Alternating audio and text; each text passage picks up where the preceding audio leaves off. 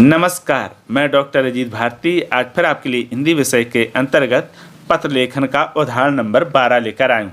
तो आज पत्र है आपका औपचारिक पत्र और इसका शीर्षक है शुल्क माप हेतु पत्र। ठीक है, तो प्रश्न इस प्रकार से दिया हुआ है, ये भी प्रश्न नंबर 12 ही है। आप आलिया भट्ट या रणवीर सिंह हैं, आपकी आर्थिक स्थिति ठीक नहीं है, आप शुल्क जमा करने में असमर्थ हैं।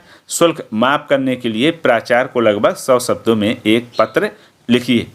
तो ये हो गया प्रश्न। ठीक है, अगर आप लड़की हैं तो लिख देंगे आलिया भट्ट, लड़का है तो रणवीर सिंह लिख देंगे, ये ध्यान रखना। अब पत्र लिखने से पूर्व आप इसमें 3 बातें निकाल लो। कौन सी 3 निकालोगे? पहले तो ये पत्र कौन लिख रहा है? आप यानी आलिया भट्ट या रणवीर सिंह। किसको लिखा जा रहा है? प्राचार्य को। किस संबंध में? शुल्क माप हेतु। ये तो 3 बातें हो गई, पहली, दूसरी और तीसरी।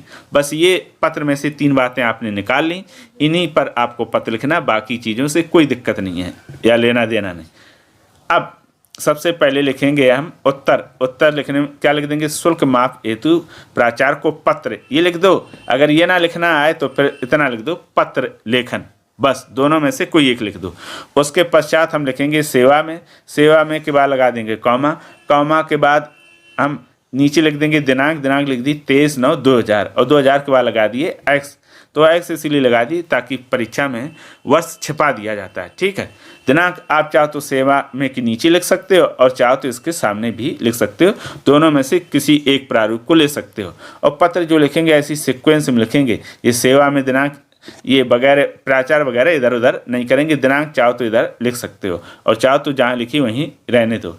अब उसके बाद लिखेंगे हम प्राचार्य महोदय, उसके पश्चात लगा देंगे कॉमा।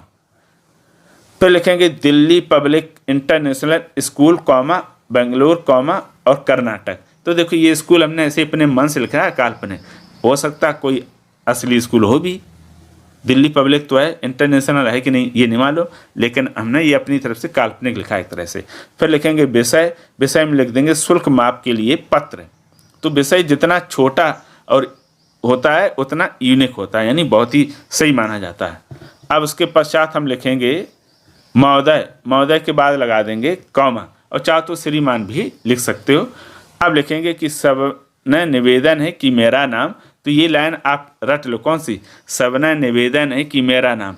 और जब भी आप कोई भी औपचारिक पत्र लिखें उसमें ये शुरू में लाइनें लिख दो। या तो ये लिख दो या तो फिर वो लिख सकते हो, प्रयुक्त विषय के संदर्भ में निवेदन है, या फिर ये। तो यहाँ पर हम लिखेंगे क्या? नाम आलिया भट्ट या रणवीर सिंह। लड़की हो तो आलिया भट्ट लिख दो, लड़का तो रणवीर सिंह लिख दो। उसके पश्चात लिखेंगे मैं कक्षा 10वीं में पढ़ता हूँ। मैं आपके विद्यालय का एक ईमानदार और मेहनती छात्र हूँ। इस समय मेरी आर्थिक स्थिति ठीक नहीं है। मेरे परिवार की आय बहुत कम है। हम इस समय शुल्क जमा करने में असमर्थ हैं। मैं पढ़ाई में लगातार अच्छा प्रदर्शन कर रहा हूँ। आगे शिक्षा जारी रखने के लिए मुझे आपकी सहायता की बहुत आवश्यकता है। कृपया मेरी परिस्थिति को ध्यान में रखते हुए मेरी फीस माफ़ करने की कृपा करें, जिससे मैं अपनी पढ़ाई जारी रख सकूं। उसके बाद हम लिखेंगे फिर अंत में आपकी बहुत बड़ी कृपा होगी, धन्यवाद। फिर आज्ञाकारी छात्र या छात्रा आलिया भट्ट या रणवीर सिंह। लड़का हो तो लिख देना रणवीर सिंह, लड़की तो आलिया। यहाँ लिख दें कक्षा 10। तो ये हो गया तुम्हारा पत्र। अब देखो पत्र में जब मेन पत्र हम ये लिखते हैं तो इसमें एक चीज़ ध्यान रखना, 3 स्टेप रहती हैं। कौन कौन सी? सबसे पहले आप नाम और अपना पता लिखेंगे। दूसरी स्टेप में हम समस्या और समस्या के कारण होने वाली परेशानियां। तीसरी स्टेप में हम लिखते हैं समस्या का समाधान। समाधान कौन लिखेगा? जो पत्र लिखेगा, यानी आप, है ना, आलिया या रणवीर। बस ये 3 स्टेप आप लिख दो बारी बारी से। चाहो तो 3 पैराग्राफ में लिख दो तो पत्र हो जाएगा समाप्त। अब हम आते हैं पत्र लिखने के लिए हमें क्या क्या सावधानियां रखनी चाहिए। सबसे पहले तो ये पहले कि ये जो प्रारूप है पत्र का उसी के अनुसार पत्र लिखेंगे। दूसरा, इसमें हम उन वाक्यों या शब्दों का प्रयोग करेंगे जो आप शुद्ध लिख पाते हो।